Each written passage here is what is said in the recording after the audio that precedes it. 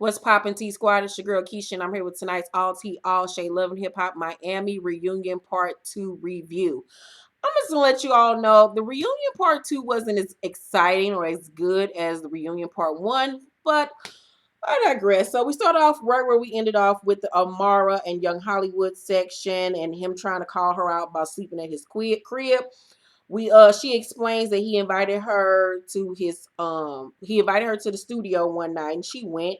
She said it was late and she lives far, so he said that she could come spend the night at his house because he lives right across the street, and he offered her his air mattress. Nothing happened. She said, when I saw that he didn't have really anything in his house, I did buy him some throw pillows and blankets or whatever just as a gift. Now I'm figuring this was during the point of the season when they were getting along.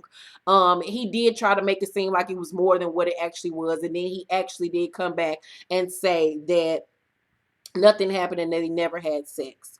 Nina says, how did you feel when he started talking about your appearance and your hair? Amara says, I was upset, but unfortunately, I've dealt with that my whole life. My natural hair is in an afro. Young Hollywood says, I didn't articulate myself. I said it the wrong way. Amara calls him out for having a website selling Afro popping, Afro mommy t-shirts, and he says, I'm trying to rep the culture. The audience and everybody in the world was disgusted. Juju tries to school him on the Afro Latina experience, but he doesn't want to talk about it anymore. Says he's leaving the stage. JoJo segment about getting into it with Veronica comes up. Nina asks, why did you bring Young Hollywood to her event, JoJo's event, knowing how Amara felt about him? And Veronica says, I didn't know how the situation went because I didn't see it until everybody else saw it. I didn't think it was as deep because she just said he wanted to change her appearance. Nina says, Amara, did you feel betrayed by Steph that she would decide to work with Young Hollywood? Amara says, what felt fake is that while me and Veronica were going at it, she didn't say anything. Steph says that they hadn't worked together yet. She also says, I just felt like, why are we still harping on to this negativity? JoJo says, you weren't insulted. Don't tell her how to fuck the feel, bitch. And I was like, yes, JoJo. Stephanie says, my name is Stephanie. And JoJo say, I don't give a fuck about you sitting there speaking a bunch of nonsense. And then Veronica say, bitch, shut the fuck up. You feel like you're above everybody. And JoJo say, above you? Yes, I do. I love JoJo. She say, bitch, you suck dick for money. And Miami Tip say, we all suck dick for money. That was one of the funniest things of the night. Steph and Amara go back and forth, and Young Hollywood gets mad and leaves, and the audience claps because nobody cares about that nigga.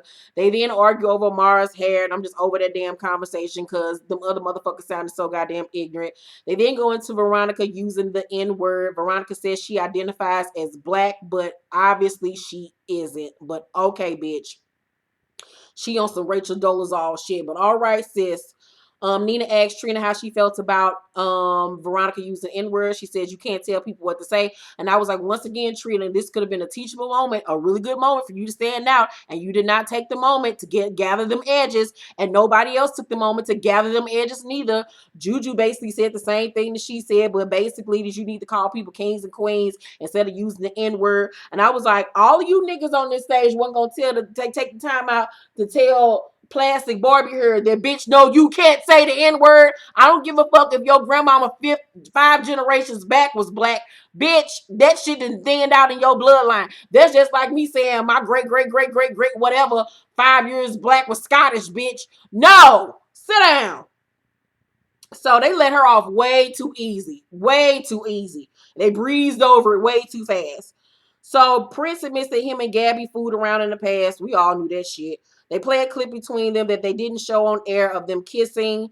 And Liz gets up and leaves. She crying like she was really fucked up. I felt so bad for her little frail self. Prince gets up and follow her. And Baby Blue said, I knew you were a groupie to Gabby, who's on the screen. Shay goes to check on Liz and tells her to confront him because she didn't get the opportunity to confront Scrappy when he played her. She just walked off the stage. Liz comes back with demands they get Gabby off the screen, and they do.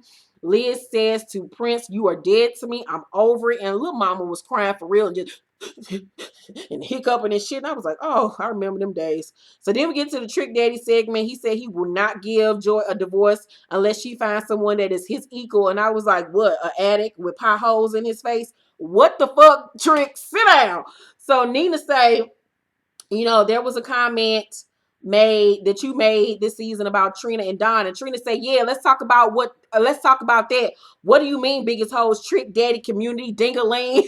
And I was like, that's the Trina we know. So then they go into Shay and Joy fighting, and Bobby says to Shay, me and you was cool, but I cannot believe that you put your hands on Joy. Like, you done lost your damn mind, bitch. So Shay said, I want to talk to her and nobody else. And Joy said, I don't talk too much, boo. And then she said, well, then if you don't want to talk, then shut the fuck up. And then they tell each other, shut the fuck up. And then Trina says, the problem I have with women is stop trying to check another woman about a man. Check your nigga. Don't check no woman about no man. That's a weak ass bitch move. And I was like, you don't know now. And then Shay tries to talk, but Trina talks over her. And Trina said, you hit her. You was dead ass wrong. It's an insecure woman about a man that don't want to be with them. That shit is whack and lame, period. And Shay shut her ass there with that crusty lipstick and didn't say a motherfucking thing. And I was like, I ain't see you run across the stage and telling her to shut the fuck up. She knew to sit her ass down in that chair because she knows that she could not disrespect Trina because she know Trina will pull the strings to get her ass off the goddamn show. And so Nina says, do you want to apologize? And Shay says it's hard to apologize to somebody saying they're going to do this and that. And then Blue jump in and say, nah, don't do that. That's Joy. That's Tricky. That's Trina. You in Miami. Basically telling her, bitch, they gonna jump you. They gonna get you fucked up. This is not your city. They run this motherfucker. Don't let these cameras fool you. They gonna fuck your ass up, bitch. And so Shay humbles herself and says, I apologize for that, but I can't take it back. Joy, like, girl, whatever, because we still coming for that ass. So we find out that Kiara and Miami Tick smashed, and I just bet when they did, it smelled like Flaming Hot Cheetos and Blue Magic and $1 bills, but whatever. Gunplay went to rehab. He said he still loved Kiara to death. JoJo Daddy shut down her store without telling her and says it is business. He don't give a fuck. Frankly, I just want to fuck Antonio. Shit, Antonio, you can tell me what the fuck to do, and I ain't gonna talk back. I ain't gonna be like your ex-wife or your daughter.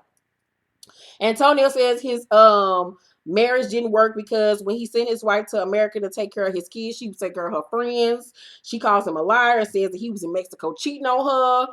And he says that she changed her whole face. He only recognized that hoe no more.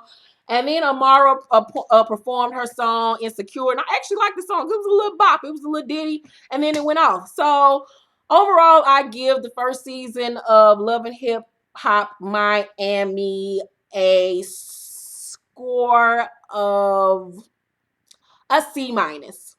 It was okay. Hopefully they bring it next season. They got their feet wet. Now we can get the ball rolling. So let me know what you thought of Reunion Part 2 down below in the comment section. Make sure to thumbs up this video and subscribe to my channel if you have not. I love you guys very much. Bye.